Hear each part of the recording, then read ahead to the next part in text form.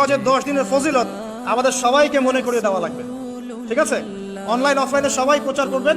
এই 10 দিন নেক আমলের জন্য একটা উৎসবের উপহার আল্লাহর পক্ষ থেকে। এই 10টা দিন যেন আমরা আল্লাহর পক্ষ থেকে এই উপহারকে কাজে লাগাই, বেশি বেশি নেক আমল করি, পরকালতে গুছিয়ে নেই। তারপর ইনশাআল্লাহ আল্লাহ পাক এরকম কিছু অকেশন সৃষ্টি করে দিয়েছেন, এমন কিছু উৎসব আল্লাহ পাক সৃষ্টি করে দিয়েছেন যেখানে মানুষ আমল গুছিয়ে আবারও আল্লাহর পথে ফিরে আসতে পারে। আমার কথা কি বোঝা যাচ্ছে?